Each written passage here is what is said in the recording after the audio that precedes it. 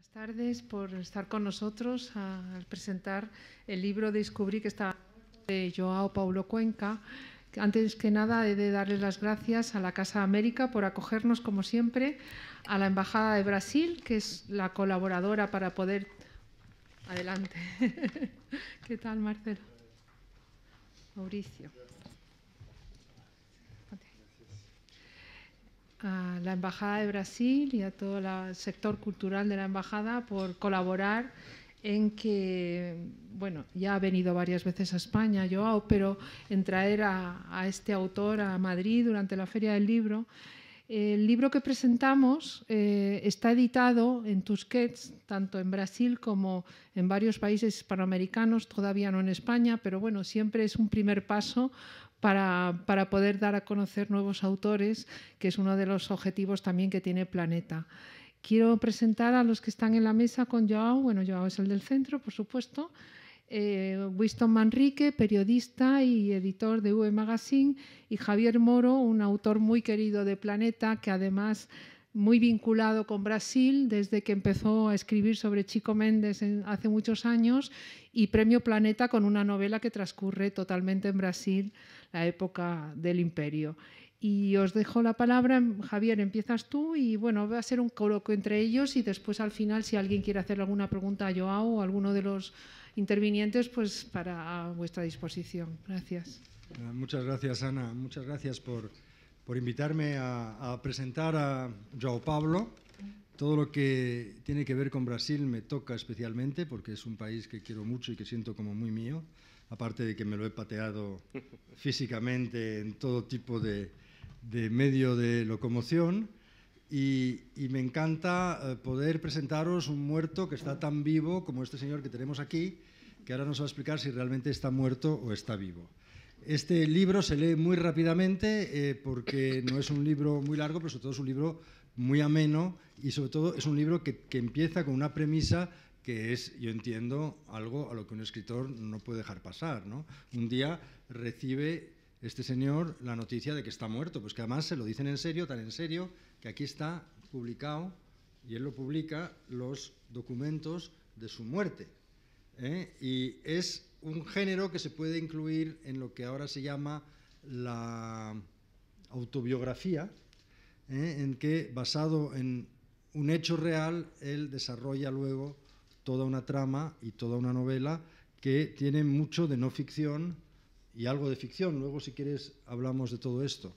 A mí me ha interesado muchísimo, sobre todo me ha interesado su mirada sobre Río de Janeiro, que es una ciudad que yo no conozco como debería conocer, pero he estudiado bastante porque al escribir la historia de la familia real brasileña que vino de Portugal, expulsada por los ejércitos de Napoleón, e instaló la capital del Imperio Portugués en Río de Janeiro, yo he contado el principio de Río de Janeiro.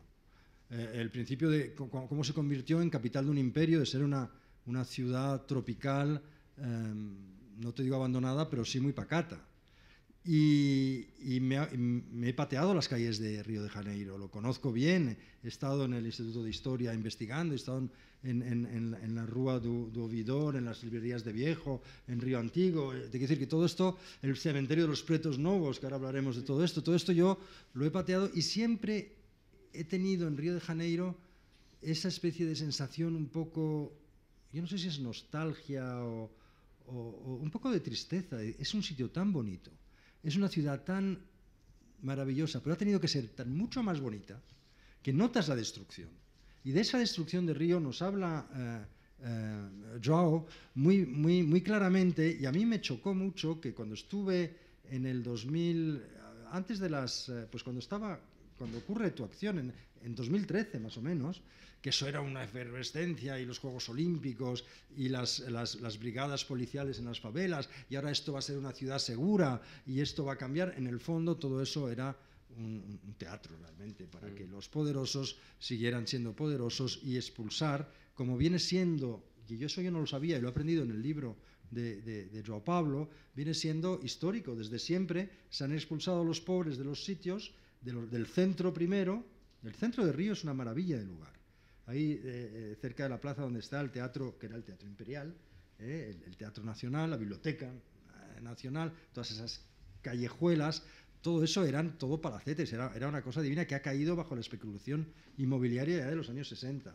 Ha habido diferentes oleadas de especulación inmobiliaria que han destrozado lo que es el río antiguo. Todavía queda Gloria, todavía queda Lapa. Lapa se ha sabido, digamos, el barrio de Lapa se ha sabido como adaptar, digamos, a los tiempos modernos. Y a pesar de todas estas intentos, digamos, de destrucción del río, a pesar de eso, sigue siendo una ciudad maravillosa. Y sigue siendo, yo creo, la vitrina de Latinoamérica, a pesar de todo. A pesar de que ahora las noticias que nos llegan son terribles porque la inseguridad, y es verdad. Pero el sitio, esa mezcla de geografía y ambiente y edificios de los años 30, de los años 20, todo esto que queda, más luego la arquitectura de los años 50 y 60, más esas playas, esa mezcla de ciudad y al mismo tiempo, de ciudad que además que tiene una vida cultural porque la tiene, y que al mismo tiempo es una ciudad de playa. ¿En qué sitio del mundo ves a gente salir del metro con una tabla de surf bajo el brazo? Solo en Río de Janeiro. Yo no he visto eso en ningún otro. Es un lugar muy, muy único, y este libro ayuda a entender, digamos, este último asalto que le ha tocado vivir al corazón de Río de Janeiro. Entre otras muchas cosas interesantes que cuenta sobre la vida de un escritor, que eso también podemos hablar, pues nos vas a hablar tú mejor, los sentimientos de un escritor cuando a lo mejor es más escritor que lo que el libro. Eso yo lo he vivido y lo he sentido muchas veces. Ahora recogeré pasajes de esto.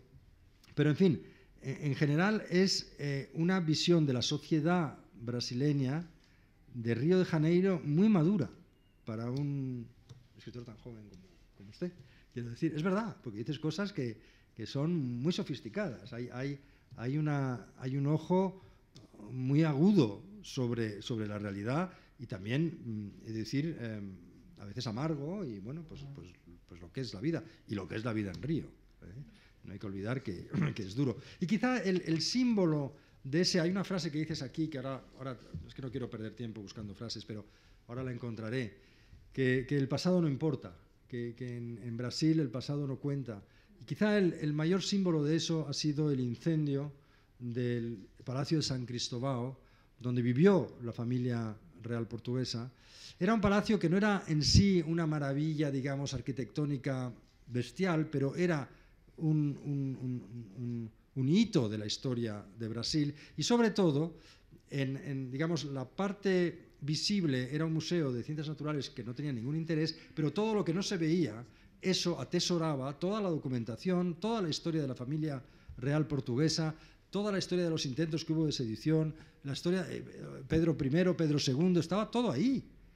Y eso por una desidia absoluta, porque lo habían avisado, que había por no dar el Congreso el dinero suficiente, pero que estamos hablando de muy poco dinero. Creo que lo manejaban con 1 millón de euros al año, una institución enorme. Una desidia absoluta, eso ardió y no queda nada. Eso es quizá un símbolo que yo no podía dejar de pensar en eso cuando estaba leyendo tu libro. Esa especie de... Y es muy curioso, porque es un desprecio que el propio brasileño tiene hacia su historia. No le interesa su propia historia, cuando es una historia fabulosa. Es una historia de cómo un país como Portugal pudo trasplantar en el otro lado del océano un país tan unido y tan grande como Brasil, que no fue el caso de la América Española, que se fragmentó. ¿Por qué Brasil se mantuvo unido? Bueno, la respuesta quizás esté en la historia de la familia real portuguesa, la familia imperial brasileña, que supieron, para eso sirven las monarquías, para mantener unido un país. Pero que un país así, que un país con esa historia tan maravillosa no le preste ninguna atención, a mí me da mucha pena. Y me da pena porque yo quiero a Brasil y no quiero que sea siempre la eterna promesa de futuro, porque desde los artículos de Raymond Cartier en 1960, donde hablaban de que Brasil ya por fin iba a sobrepasar el PIB de Estados Unidos en 15 años, y todo lo que por cierto lo cuentas muy bien aquí también, todo lo que se pensaba que sería Brasil, a mí me gustaría que un día lo llegue a ser, ¿no? Y no voy a seguir monopolizando la discusión. Quiero que me hables tú del libro, pero quiero antes pasar la palabra a Winston. Bueno, muchas gracias a Casa América, a Ana Gavini y a Joao. Yo quería enlazar lo que comentaba Javier, digamos, con esa dualidad de la ciudad de Brasil, pero escenificada en Río de Janeiro, con la propia historia de la novela, en el sentido de que es un juego de identidades, un país, una ciudad, que es lo que es, pero que puede estar agonizando, ¿no? Y es más lo que sueña o lo que quisiera ser, ¿no? Y sigue avanzando. Y el personaje de Descubrí que estaba muerto también juega, el autor, con la realidad que entra en la ficción para luego diluirse, y ya al final, y no vamos aquí a estropear más la novela, para luego diluirse y crear ese juego de espejos entre la verdad y la ficción y lo que se hubiera aspirado a ser, ¿no? Me gustaría que nos contaras un poco cómo creas, en qué momento, esa estructura de espejos, y que es una vuelta de tuerca a la famosa autoficción que está tan en boga hoy últimamente. Buenas tardes a todos. Gracias por la presencia de ustedes. Gracias a Planeta, a la Embajada de Brasil, a Casa América. Es un placer estar acá. Gracias a Javier y a Winston por su generosa introducción. Antes tengo que contextualizar el inicio de la novela. Yo descubrí que estaba muerto porque mi partida de nacimiento fue encontrada en el bolsillo de un cadáver en un edificio ocupado en el barrio de Lapa. Eso pasó en 2008, perdón, y yo lo descubro en 2011. El primer entrecruce de identidades es la dirección. Es que este tipo murió en una manzana de Lapa, que es un barrio histórico de Río, como estabas diciendo, que tiene mucho que ver con la identidad cultural del país. Es el samba y la poesía y la literatura brasileña pasan por Lapa, ¿no? Y en este contexto preolímpico, el lugar donde el tipo murió, que antes era un edificio ocupado, era un esqueleto de un edificio con una favela en el primer piso, este lugar se convirtió en Brasil ellos llaman retrofit. Es un edificio viejo que es reformado para venderlo como un apart-hotel o algo así, ¿no? Entonces yo llego en este lugar, había visto la foto en Google Street View del edificio con esqueleto, ¿no?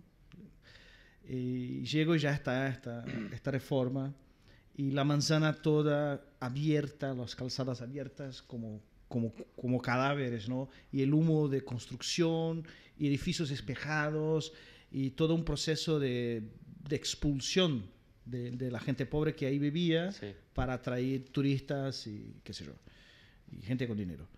Entonces, de hecho, mi robo de identidad se pasa en una especie de centro de la crisis de identidad de la ciudad en este momento.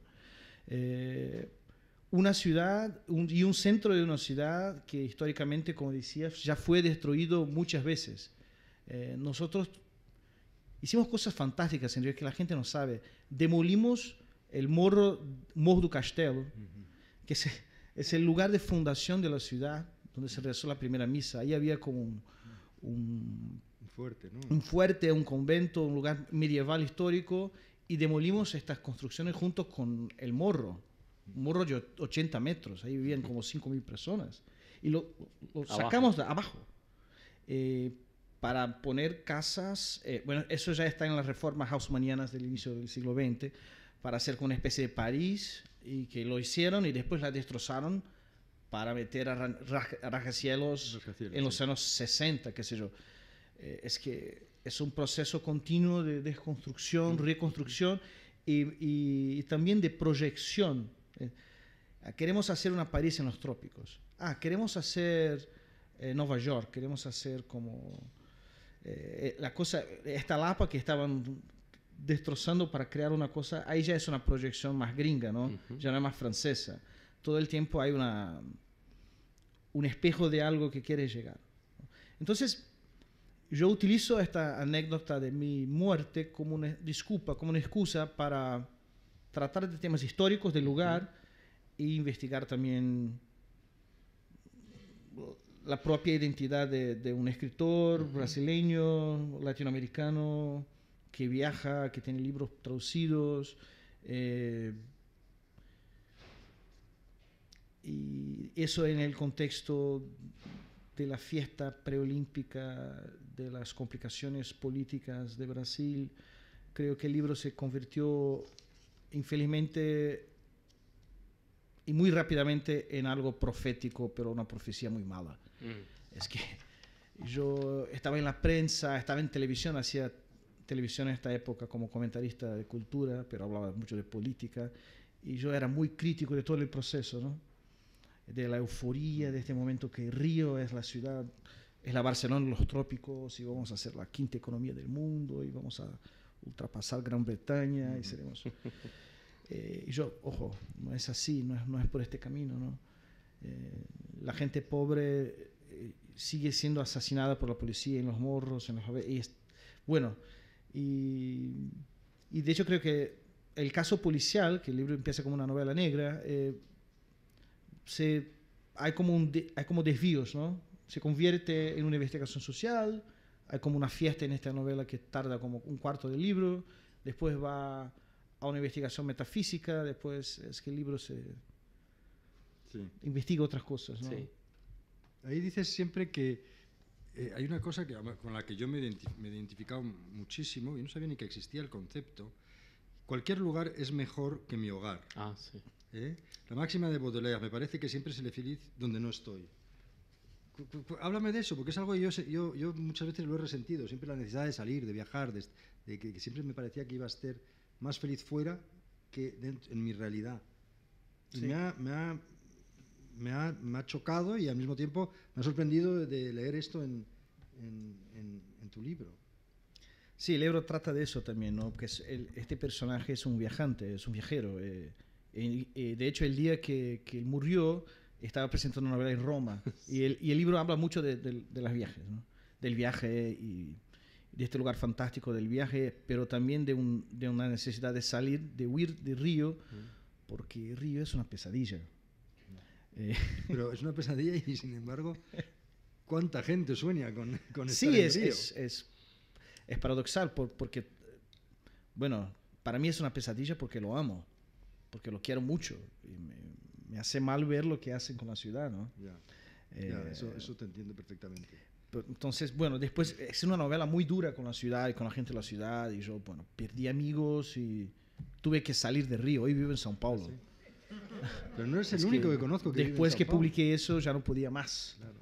Hablas del Bondiño, hablas de Santa Teresa, hablas de Sí. sitios que yo he conocido mucho, y es verdad que la violencia es tremendo en todos estos sitios, pero es un río maravilloso. Santa Teresa es un barrio de los años 20, ¿no? Es lindo. 30. Si no hay Y el tiros... Bondiño se lo han cargado, ya no existe tampoco el Bondiño. Lo han quitado. No, ya Era el tranvía. el tranvía. Era un tranvía pequeñito. Está divino, en una reforma infinita. divino. Así, no Sí, lo van a... no hay previsión. Qué pena, porque era, no sé, es como quitar una cosa muy típica, muy que tiene que ver con el alma de la ciudad. Es eso lo que da pena en Río, que te das cuenta de que no hay, que la mentalidad que hay detrás, los que deciden, los que tienen el poder, de alguna manera, es que les da igual todo. No, es que creo que quizás Río sea el lugar del mundo que mantiene mejor una mentalidad imperial, nobiliárquica, mucho más que las monarquías europeas. Bueno, Río fue la única capital de un imperio europeo en América. Bueno, la única capital de un imperio europeo fuera de Europa. La única vez que un monarca fue a las colonias fue João VI, cuando, expulsado por las tropas de Napoleón, llegó a... Y transfirió la sede del gobierno. La sede para Río. de Portugal, digamos, del Imperio Portugués, la transfirió de Lisboa a Río. Es un caso único, ¿no? Eso le dio también el brío, lo que es tiene este Río de orgullo. maravilloso. Sí, sí. Y, bueno, y este orgullo nobiliárquico, imperial, creo que sigue. Y no y ahí en cualquier lugar. Entonces hay como no hay necesidad, ¿ves? Somos tan fantásticos, esta ciudad es tan linda, y es linda. Es linda, ¿no? Es maravillosa. Y somos tan especiales, y tan cariocas, y tan llenos de charme, y hablamos tan bonito. Que acaba y yéndose a Sao Paulo. Sí, que No Que, necesitamos... que todo crezca de manera natural, ¿no? Exactamente. Que la vida se abra paso como le dé la gana. Sí, sí. También dentro de todo este drama, porque no deja de ser un drama, hay humor, es decir, cómo la tragedia, en la tragedia anida el humor, ¿no? Cuando describes esos diálogos en la comisaría, cuando avanzas, unas situaciones que pueden ser kafkianas, y dices, ¿cómo es posible que pase esto? Y te ríes de tristeza, ¿no? Pero es que es así, ocurrió así. Sí, exactamente. Parece un guión, o sea, parece... No, y cuando comes sosomi, nos tienes que decir lo que es el sosomi. Eso no sé si esta casa está lista para eso. Sí, de hecho, es otra cosa que si viajas a Río sabes, las personas son personajes muy presentes, con mucho carácter, mucho carisma. Entonces, escribir un diálogo con Gómez. Con Gómez es un desafío porque tengo que estar a altura de Gómez. Claro, que es un tipo muy listo y además leído y te pregunta... los tipos son genios. Sí. Bueno, hay una parte más para el final del libro en que yo entro en una comisaría. No en la comisaría, donde venden los carpets, ¿cómo se llama en español? Las alfombras. Las alfombras, ¿cómo se llama? Carpet. Una tapicería, sí. Ajá. No, por Dios, me falta el castellano ahora. ¿Qué se vende? Yo compro caixões. Funeraria. Funeraria. Y las cosas que ponen... Sí. Bueno, la funeraria. Hay un diálogo que este diálogo surgió de la película que yo hice mientras estaba escribiendo eso. Y lo que está en el libro es la transcripción literal de las cosas geniales, de la manera como este tipo, que es un genio y un psicópata al mismo tiempo, Sí. me contestaba, ¿no? Sí. Entonces, hay mucho cuando entran los diálogos, la oralidad y la presencia de este carioca que quiero preservarla. Claro, no, y está muy bien reflejado. Ya lo leerán ustedes los que no hayan todavía tenido la oportunidad. Y retomando el tema de tus viajes, que seguramente te sientes más cómodo fuera de tu casa, también hay una cuestión crítica a la literatura y al propio sistema o ecosistema a veces de los escritores que están más en festivales y que te dicen algunos amigos, tienes que salir de allí porque en qué momento realmente das vuelo a tu imaginación, ¿no? Sí. Y entonces ganas más dinero por los viajes que por la venta de libros. Sí. Háblanos un poco de que es una cuestión que se ha escuchado mucho en los últimos años, de que viajan más los escritores que los propios libros, por lo menos en América Latina, ¿no? Sí, eso pasa también en Brasil, que es que muchas veces soy convidado para dar charlas en lugares y al final la gente consume el discurso sobre el libro, el proceso del libro, pero no lee el libro y ya está bien. Es que ya saben la historia más o menos, ya vieron mi cara, soy este personaje, qué sé yo. Y consume, es la performance presencial y ya está, como un espectáculo teatral, ¿no? Y eso me causa profunda incomodidad.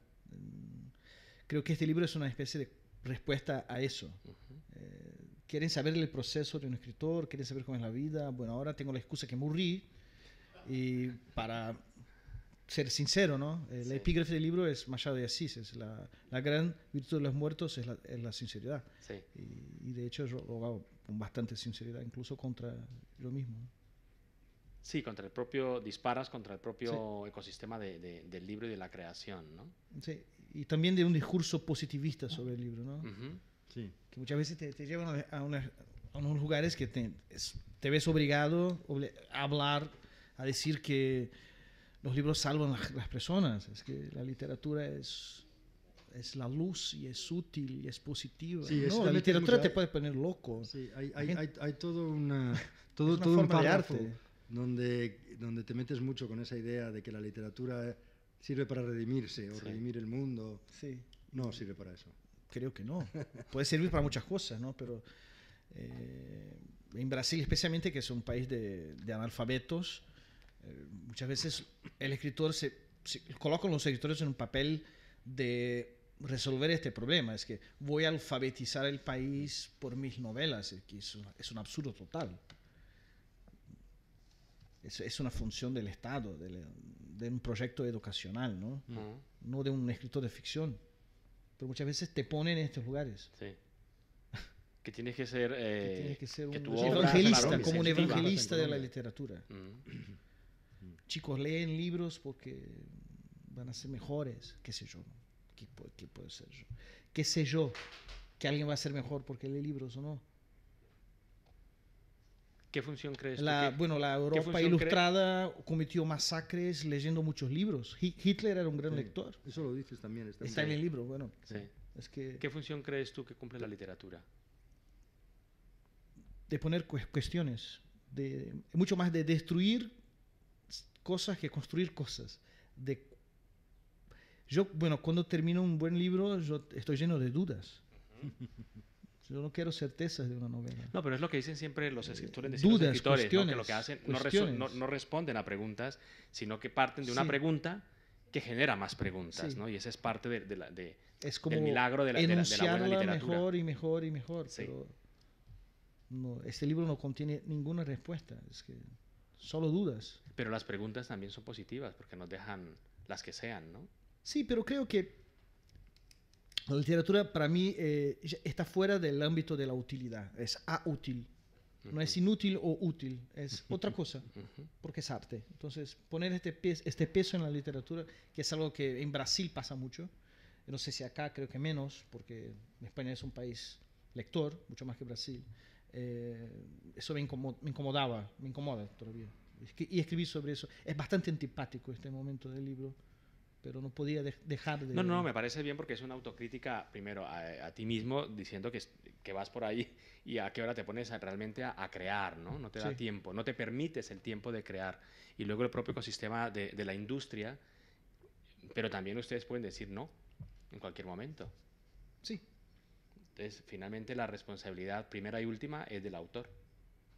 Creo que yo hago un poco de eso, publicando esta novela. Si lo digo, te estoy tirando de la lengua para que lo digas aquí, lo verbalices. Bueno, quería también, tú hablas aquí también de buscar desaparecer, juegas con la idea que yo creo que tienen o tenemos muchos en un momento dado, sobre todo en la adolescencia, es desaparecer del lugar en el que estamos y empezar una nueva vida, ¿no? Irnos como anónimos a la China o a Mongolia, donde nadie nos conozca y empezar de cero, desaparecer. Y eso Sí. también está presente de alguna manera en esta novela, ¿no? Bastante presente. Mm. Pero como sabemos, porque también somos lectores de Vilamatas, es imposible. Es imposible desaparecer. Es que... Pero es Bueno, esa yo búsqueda. hice este juego de simulación muchas veces y está un poco en el libro. Llegar a una ciudad donde nadie me conoce y voy a un bar o voy a un lugar, qué sé yo, invento otro nombre, una otra profesión, pero luego llegas, vos llegas por detrás. Tu ¿no? propia vida. El pasado está ahí. Está ahí. Tu pasado está ahí, sí. Es imposible. Pero intentamos. A veces con libros. A veces los leyendo también, ¿no?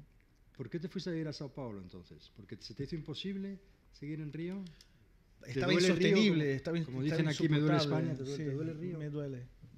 Duele Río. Difícil, bastante difícil porque además mucha gente está escapando del Río, ¿no? Sí, porque no hay más trabajo, porque no hay más cultura. Y São Paulo me parece más interesante, pero ahora en tiempos bolsonaristas ni siquiera São Paulo. Está difícil. ¿Dónde está la vida en Brasil entonces? En el nordeste. En el nordeste. ¿Sabes? ¿no? En Ceará. Yo antes de venir acá estaba en Teresina, Sí. en Piauí, Mm. y qué buena onda. No. Qué maravilla. El nordeste de Brasil ahora... Mm. Bueno, votaron 80% contra Bolsonaro. Hay eso también, ¿no? Pero se siente un clima diferente en la calle. Caminando en el centro de una Sí. ciudad supuestamente mucho más pobre que São Paulo. No hay gente durmiendo en la calle. Todos te tratan bien. Buena onda. Yo estaba en Belén. Nordeste, sí. En Belén también. Belén. Es una maravilla. Sí, es otro ambiente completamente distinto. Sí. San Luis, bueno, Salvador. Yo les recomiendo. Si te parece, vamos a tocar el tema de la mujer. Que dices aquí, citas a nuestro amigo Oscar Wilde, y que Oscar Wilde decía que las mujeres eran esfinges sin secretos. toco el tema de la mujer porque un personaje clave y desencadenante de esta obra es una mujer. Y luego dice el narrador, pues yo digo que en la absoluta mayoría de los casos que desentraño aquí, el secreto está siempre detrás de una mujer. El detective, ¿no? Sí, Dice eso. sí. Sí, es verdad. Sí, en esta novela hay una especie de femme fatale. La clave del misterio es una mujer, como siempre.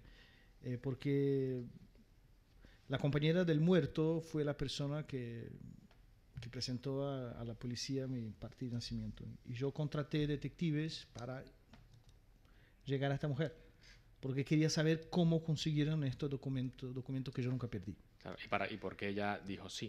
Sí. Él se llama así. Sí, exactamente. Ella me identificó incluso. Y yo hablé con el médico que fue el día que la encontró, él me describió, teníamos el nombre, una dirección, pero ya no estaba más ahí. Y fue como una investigación. ¿Tenías miedo, Joao, en aquel proceso, en realidad, aparte de...? Elisa, bueno, un miedo más como mental, neurótico, que concreto. Pero, la película que te montaste en tu cabeza, ¿no? Sí, pero la cosa es que cuando empezamos a cuestionar los vecinos que vivían en ocupación cerca sobre este tipo que murió, era muy difícil hacerlos hablar. Y no querían.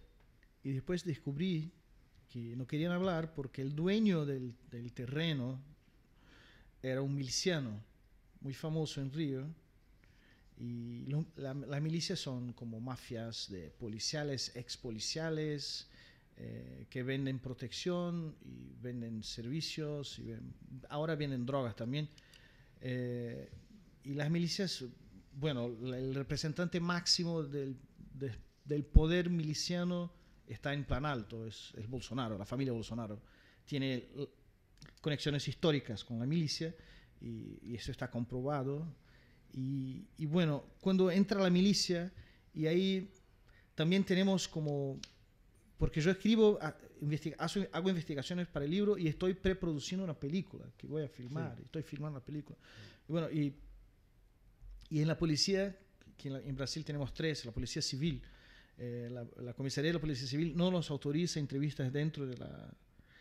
Hay un cambio de comportamiento de la policía, somos rechazados por los vecinos y hay gente que me dice, ¿qué estás haciendo acá? ¿Por qué no te vas a casa? Vos vives en la zona sur, en Leblon. Ándate de acá. Porque estas preguntas se ponen un poco incómodas.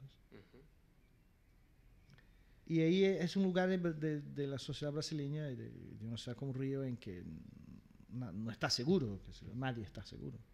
Bueno, yo no soy importante a punto de ser muerto por eso, pero muerto otra vez.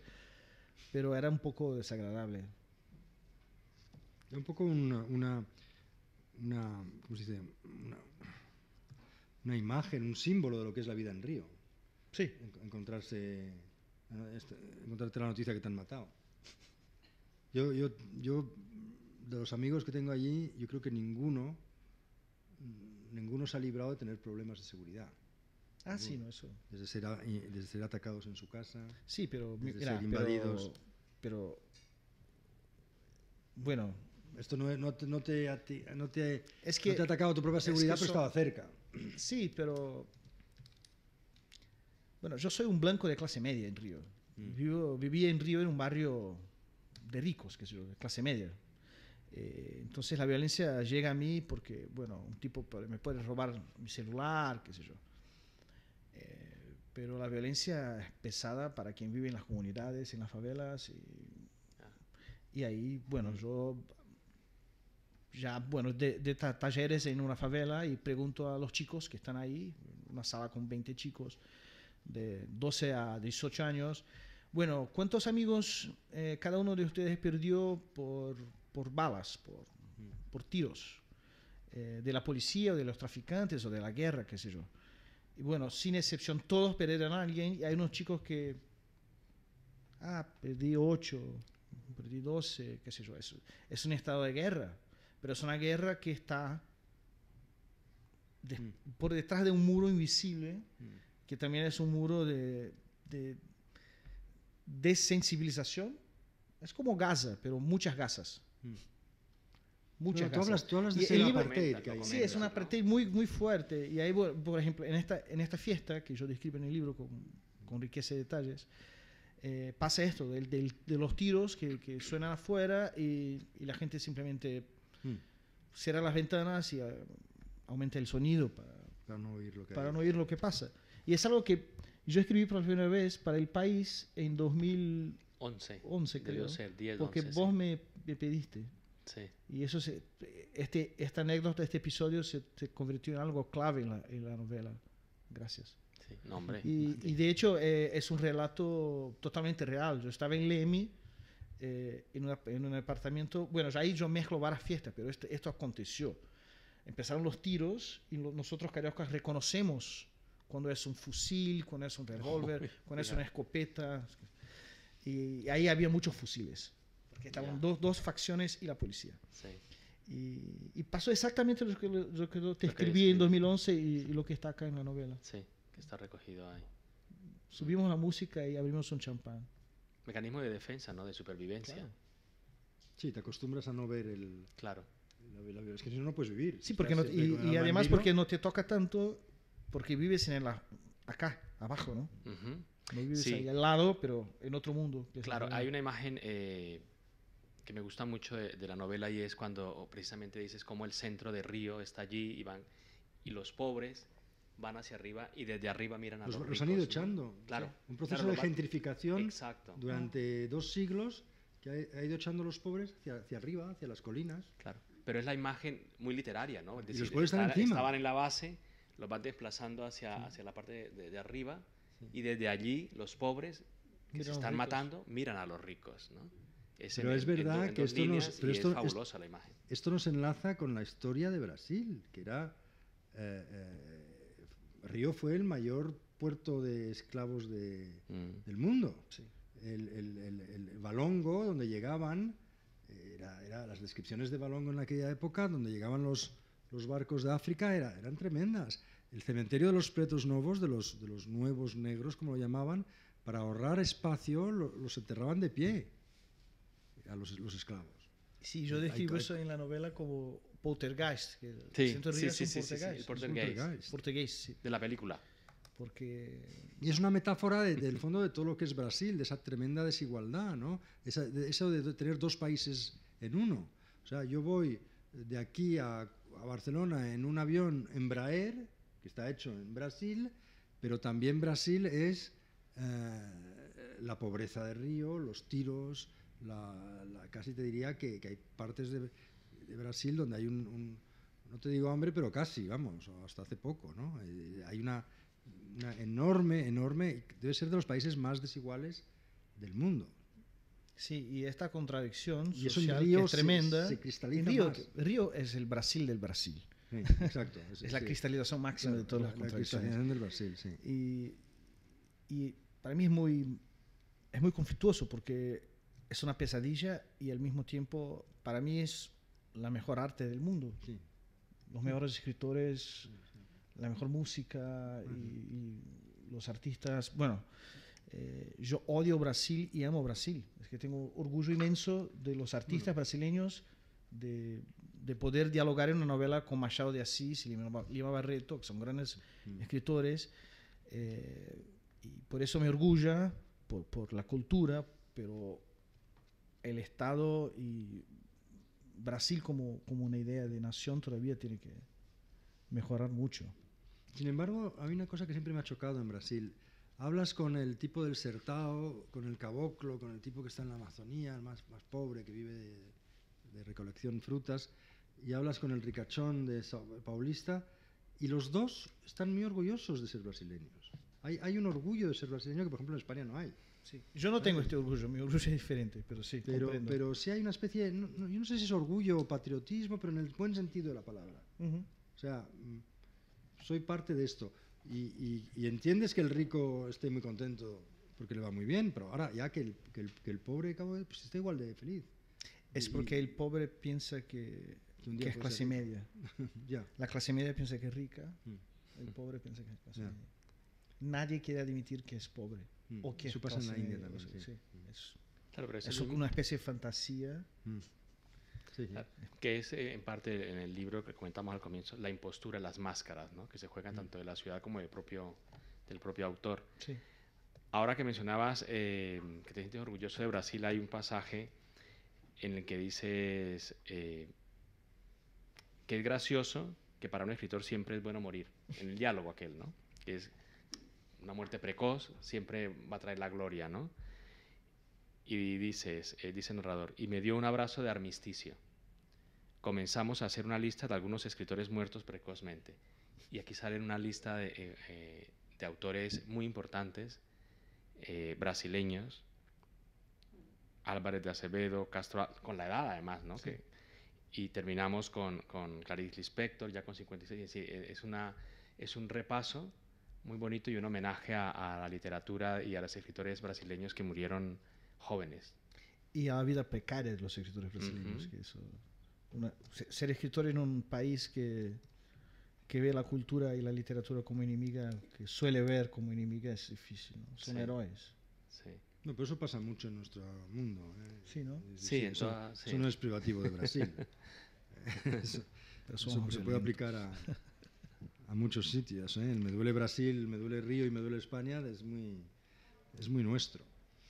De los pueblos que se habla tanto de globalización y a veces olvidamos que la globalización realmente la iniciaron los pueblos ibéricos cuando los navegantes portugueses y luego los españoles se esparcieron por el mundo, ¿no? Y bueno, pues de ese movimiento somos todos herederos, Sí. para bien y para mal.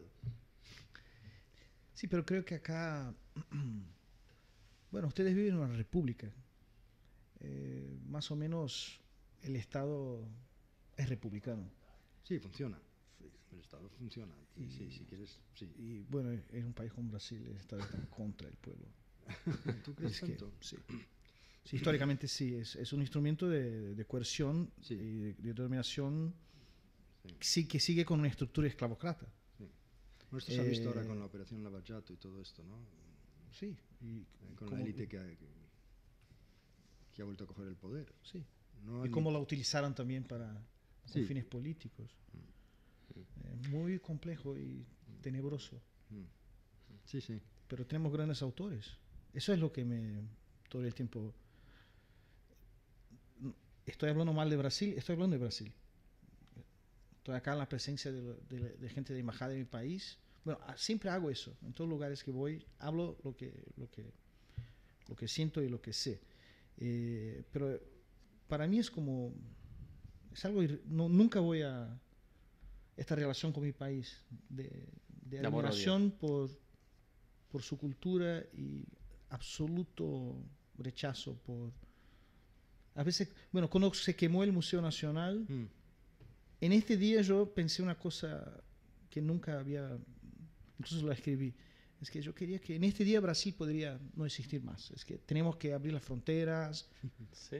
fatiarlo en 1000 pedazos y se acabó, porque era el Museo de Historia Natural, Museo de Historia, Histórico Nacional, Museo de Historia Natural, Museo de Historia Todos los Nacional. archivos que estaban ahí. Todos los archivos, Toda la historia del país. las cosas de paleontología, Sí, de sí, los sí. artefactos indígenas. Un valor incalculable. Todo el acervo antropológico de la nación Había una se quemó. que no me acuerdo muy bien, es que porque era el momento en que se invertían en Río ingentes cantidades para el desarrollo antes de las Olimpiadas. Sí, para cualquier cosa. Autopistas, barrios nuevos, predios, en fin, todo lo que quieras. Y sin embargo, estuvieron recaneándole un presupuesto mísero para el Museo Nacional, a pesar de que había voces diciendo hay peligro de incendio, Se hay gasta, inseguridad. se gasta más para limpiar los coches, los Exacto, autos del Congreso que en Exacto. el Museo Nacional. Sí, hay más presupuesto para lavar los autos de los congresistas que para preservar el Museo Mantenimiento Nacional. Resultado, el Museo Nacional no existe. Y con él se ha ido una riqueza que no se puede calcular, porque es en la memoria del país. Y esa historia tan fabulosa, ahora voy a vender mi libro, que es la creación del Estado brasileño, por aquella familia enloquecida de portugueses que llegaron allí. Vamos, es que no hay palabras. Y lo que pasa es que hoy hablar de estas cosas es casi que esperado, ¿no? Es natural. Bolsonaro, y mismo antes de Bolsonaro, la crisis económica, que ya tenemos 5 años de crisis política y económica, que es algo intolerable. Pero mientras yo escribí este libro, y yo publiqué una parte de él en La Granta en 2012, y cuando escribí para El País estas cosas en 2011, era muy antipático. Yo era como siempre de contra. Y mucha gente me odiaba porque yo era el pesimista, yo era... No, ¿por qué estás viendo? No, yo soy realista. Mira, por este camino no vamos a llegar a lugar ninguno. Ojo. Y yo ya estoy cansado de decir que tenía razón. Sí, pero siempre ha sido un país de crisis. Sí, Brasil siempre ha vivido. No es la primera crisis que... Por eso también es que enfrenta. Están acostumbrados. Fernando Henrique y Lula por 16 años fue como un sueño. Sí. Es una maravilla. Sí, pero eso no estaba dispuestos. Algo completamente atípico en la historia de nuestro país. Sí. Infelizmente, ¿no? Sí. Antes de pasar a alguna pregunta, me gustaría que nos dijeras o nos contaras algo de El Gran Gatsby. Porque aquí está presente El Gran Gatsby. Sí, hay un diálogo especialmente con Gatsby, con el Crack Up, que son unos textos de Fitzgerald sobre la euforia de los americanos antes de la Gran Depresión, en los años 20, ¿no? Y yo hago paralelos contextuales de esta escena con el Brasil de estos años. Y era muy gracioso eso, porque se veían españoles, muchos españoles, portugueses, que llevaban a Río y creían que estaban ahí en un baile de Gatsby. Y los brasileños se portando como los ricos gringos. Era muy raro eso. Una invasión de jóvenes creadores, artistas portugueses, europeos, queriendo surfar en la ola de Río, ¿no? Sí. Y eso era muy gracioso y ridículo, completamente ridículo, porque no tenían el mercado de arte, las cosas que pasaron, cómo se inflacionó todo y cómo se inflacionó las expectativas y los precios, ¿no? Pero yo era el tipo que estaba todo el tiempo, ojo, eso no... Ella me eligió, ¿ves? Estoy hablando se lo manda a Bolsonaro. Como una novela... como una novela maravillosa como El Gran Gatsby sirve de referencia, ejemplo y metáfora en tu caso, ¿no? Y para otros muchos autores. Sí, me encanta. Sí. ¿Preguntas?